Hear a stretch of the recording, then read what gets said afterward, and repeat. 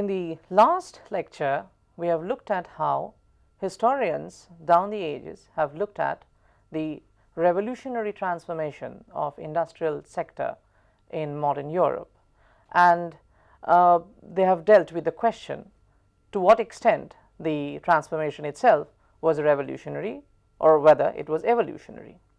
In today's lecture, we would look at how the historians have dealt with the question whether the industrial transformation should necessarily have begun in Britain and not elsewhere, meaning why did it begin in Britain and not elsewhere, and why in the second half of the 18th century rather than at any other time.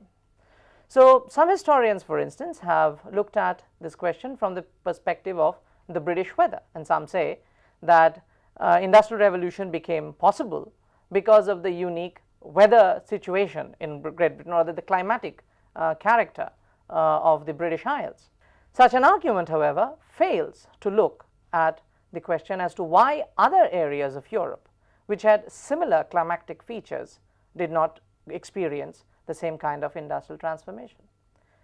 Another lot of historians, for instance, would argue that the major break that took place in the Industrial Revolution was made possible because of the natural endowment of coal, the resources of coal in the British Isles.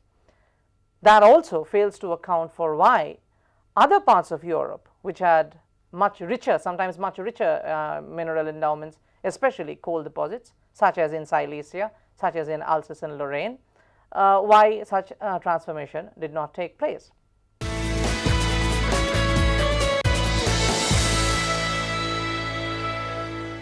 Europe was beginning to be a vortex of a global commerce, where the wings of commerce, as it were spread from the New World on the west to Asia on the east. And in this process, the center of European commerce, the center of European global domination happened to be, in course of the 17th century, the Netherlands. Towards the beginning of the 17th century, Antwerp was replaced by Amsterdam as the hub from which global commerce was being dictated. And this had, as I have mentioned, two wings. There were the colonial possessions in Asia and the colonial possessions in the New World that were held by the various European powers, which proved decisive. By the end of the 17th century, however, on the back of the colonial commerce that was predominating, Britain and France began to replace the Netherlands as the hub of Europe-based global commerce that was doing the rounds.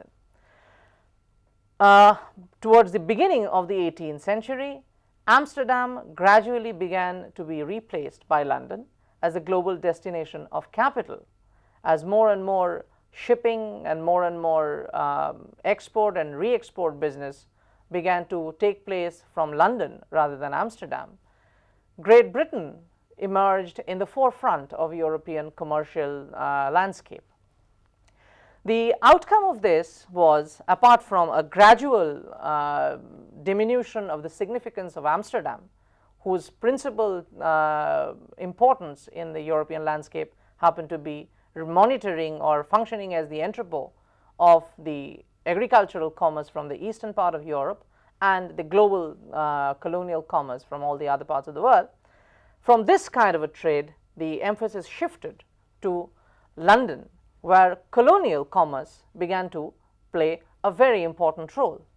So, on the one hand, imports from Asia and imports from America used to come to London, from where they would be re-exported, again in different parts of the globe. Some of the crucial factors of this, some of the crucial contents of this trade happened to be, for instance, Asiatic tea, which would come to London and then would be re-exported to the New World, which were to be basically later the United States of America. And on the other hand, commerce by way of molasses, by way of plantation economy, plantation stuff such as sugarcane, these would be imported from the New World and would be re-exported then to Europe. This was one wing of the the British trade that was taking place vis-a-vis the colonial possessions. The other dimension, of course, was export of British manufactures to other parts of the world, which was in this particular case predominantly Europe. By the beginning of the 18th century, however, an important change was taking place in the character of colonial commerce. In the early part of the 18th century, one of the commodities that began to dominate the European commercial landscape happened to be Indian textiles. The demand for Indian textiles reached such a proportion that it was beginning to be realized that the colonial dimension of the trade could be both a threat and an opportunity. Opportunity was the way the European merchants would tend to look at it. So, they would bring in materials from India and then they would re-export them to Europe with a whopping profit, with a substantial profit margin. And precisely because such items tended to be of luxury usage, it was generally a high profit making venture. On the other hand, colonial commerce also began to pose a threat to European industry, because the Indian textiles had the potential of dislocating and disrupting the market that the European producers had already cleared for themselves. In the year 1700, the threat began to loom so large that at one stage the British textile industry imposed or got the government to impose a ban on the import of calicos.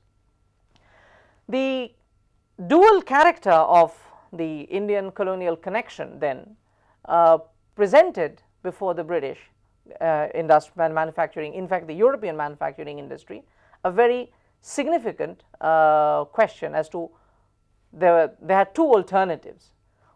Either the British would limit themselves to extremely select, extremely skilled artisanal products for luxury consumption, or they would go for the low value mass market that was beginning to emerge.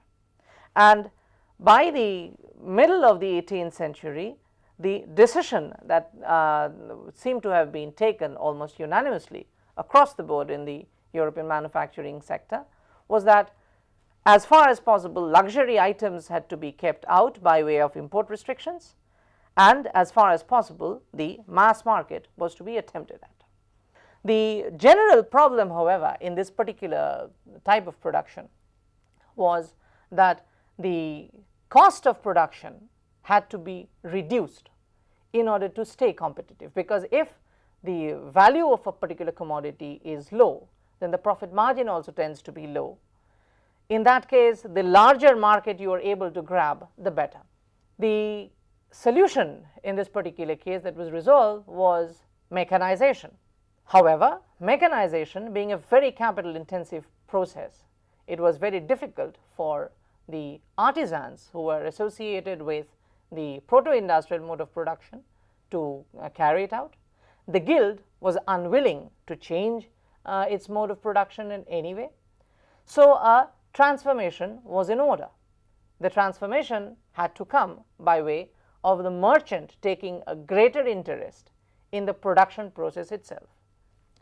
In case of Britain, the advantage lay in the fact that in the British Isles, the customs barriers that characterized almost every other European state, the inland customs barriers did not exist for historical reasons. So, in the 18th century, the situation as it stood was that Britain had the single largest market available in the whole of Europe. There being no inland customs barriers, goods could travel from one part of the British Isles to the other without paying any customs or transit dues. Compare that with the situation in France, for instance. The Kingdom of France had 36 generalités or provinces, each with its own customs barrier. So, by the time a commodity that was produced in the northern part of France would reach the southern part of France, at every stage, at every generally that it would pass through, a new duty would be imposed on it. So, the price that was there at the point of origin and the price at the point of actual sale would be considerably different. It would be far higher. As a result, French domestic production remained confined essentially within the provincial boundaries. Compare the situation, for instance, with the German case. In the 18th century, there was no Germany.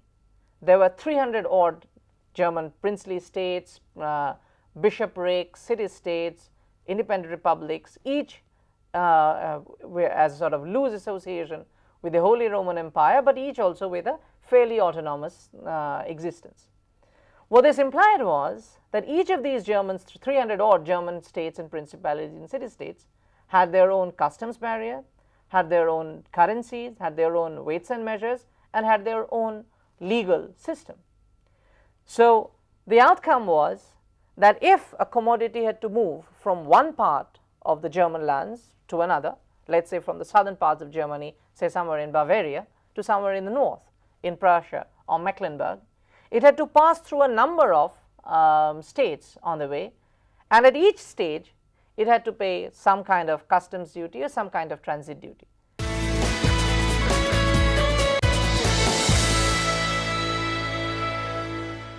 Till the early 18th century, both France and Britain moved primarily on the basis of charcoal.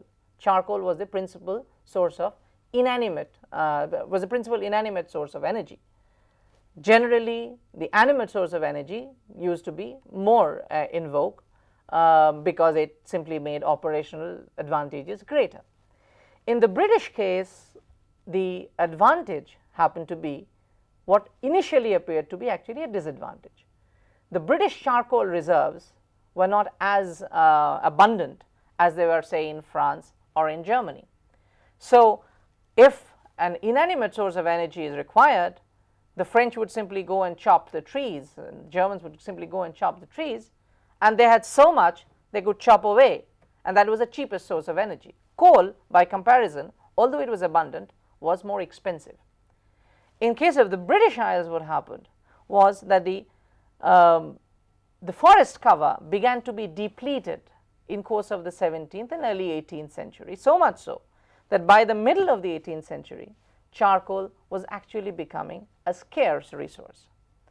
So, in the 18th century, in the middle of the 18th century, the British began to play with an alternative, which happened to be coal. And coal had some basic advantages unlike charcoal. For instance, if you are smelting iron, charcoal leaves much greater volume of impurities in it. Coal leaves far fewer. As a result, metal produced by coal based furnaces are stronger.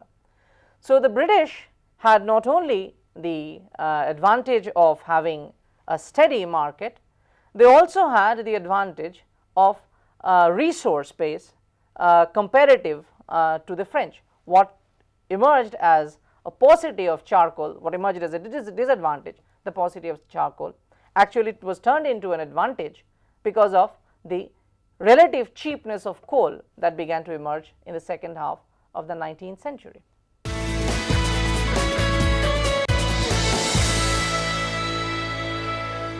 In the beginning of the 18th century, the British transportation system was considered to be the most primitive in the whole of Europe.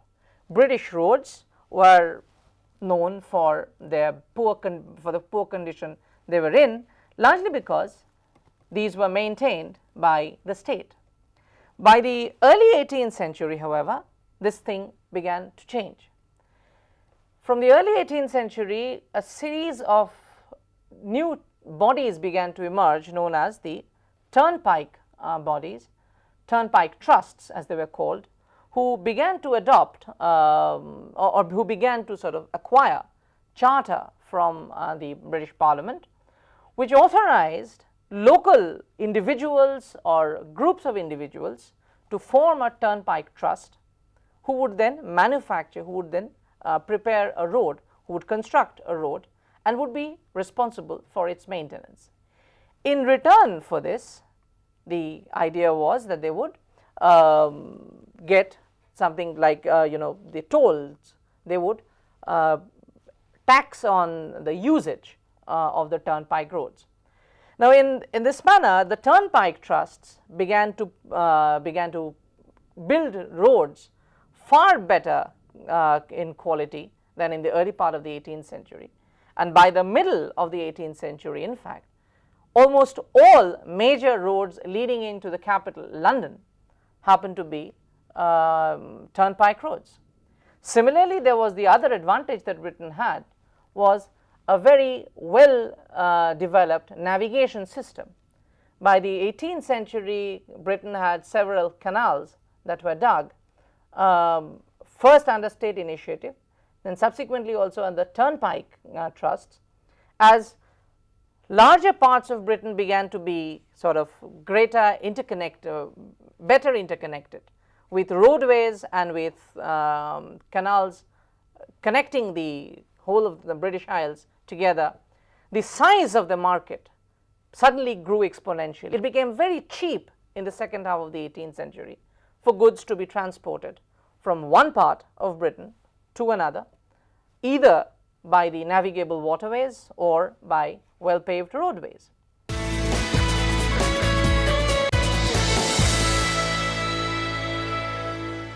In course of the 18th century, one of the most significant, most dramatic changes that affected British economy and British social life was what Phyllis Dean calls the demographic revolution.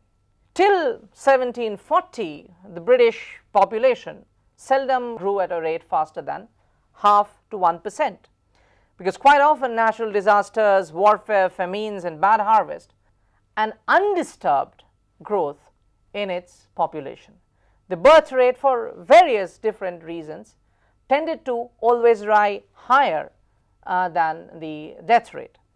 As a result, with the adequate food being available to a large section of the population of England and Wales increased at a rate of 3.5% all through the 1750s, after remaining stuck at 6 million for over 4 decades. The average rate of growth continued to increase in the 1760s. It climbed up to 7%, and it stood at an average of 11% between 1780 and 1810, and pushing the total population past the 9 million mark. Imagine that. There is a 50% growth in a matter of just 70 years. From 6 million in 1740, the population becomes 9 million in 1810.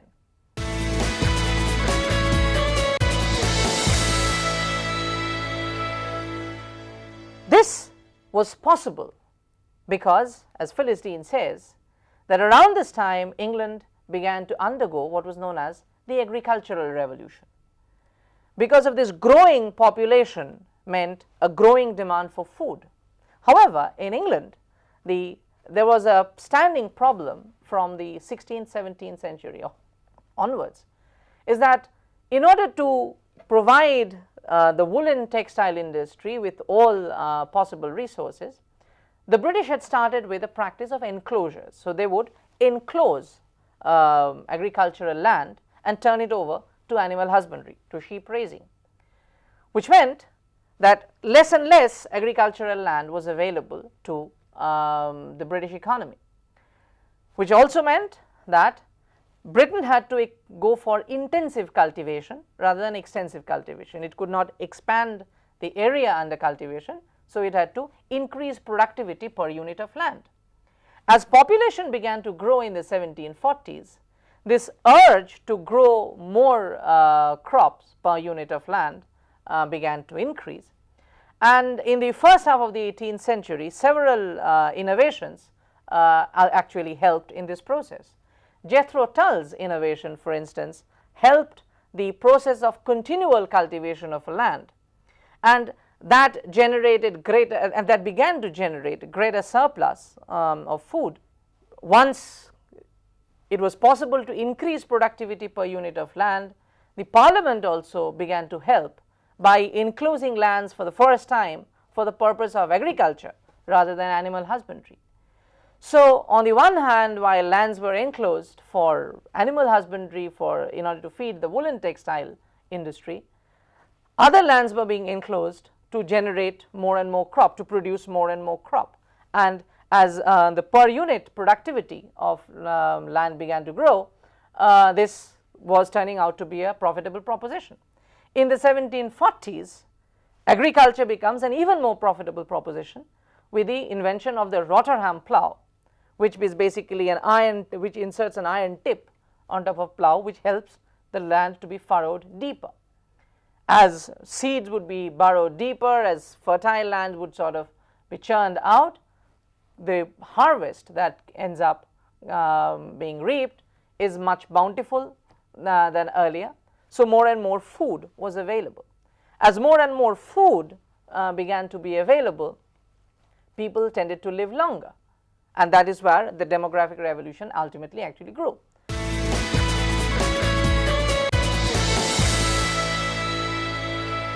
The real factor, however, is that the growing population, the growing availability of food makes certain that the population continues to grow. The population, as it is growing, generates a bigger demand, and the sector that ultimately leads Britain into industrial revolution, the cotton textile industry, had the advantage of having to clothe a huge body of people. As the population rises, shoots up from 6 million to 9 million people, a 50% jump, just imagine the opportunities available. This demand for clothing 9 million people it represents such a surge that the old guild-based system could not respond to it. And responding to this demand, the merchants moved in with their proto-industrial infrastructure, and they just started installing machinery that would help produce yarn at a cheaper price, and then it would help weave a cloth at a cheaper rate. So, they were insisting on reducing the cost per unit of production, which is where the machinery comes in. They were also eager to expand production, which is where reliance moves away from artisanal production into mechanized industrial production. And in so doing, the foundations were laid for the British textile industry to simply take off in a mechanized, in a modern factory setting.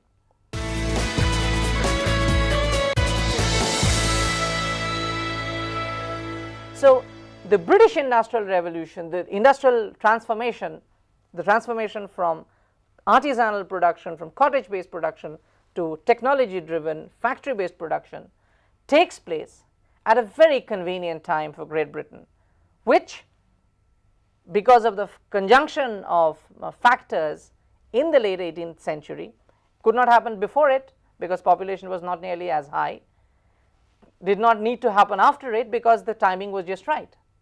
For any other European society, in the German lands for instance, there was no German market. There was not even any idea that there could be a German market. So, the people who were located in the southern part of Germany were keener to trade with the northern part of France, which was adjacent, far fewer customs barriers to overcome than to go in the northern part of Germany. The people who inhabited the northern part of Germany would find their natural trading partners on the other side of the North Sea, Britain for instance, Scandinavia for instance. But the market size was naturally very limited, very confined to their immediate environment and to whatever geographical region was adjacent to it. Britain overcame this problem because it had a large and expanding domestic market, which made innovation profitable, because investing in technology helps you cut per unit cost of production. Merchants were more eager to invest in technology in Britain than they were elsewhere, knowing fully well that if they would produce a larger quantity of merchandise at a cheaper price, then they would have a growing mass market to cater to that was not there in France or in Germany or any other part of Europe. This therefore is the sum and substance of the reason why industrial transformation in the second half of the 18th century begins in Britain and nowhere else, and it begins in the second half of the 18th century and at no other time.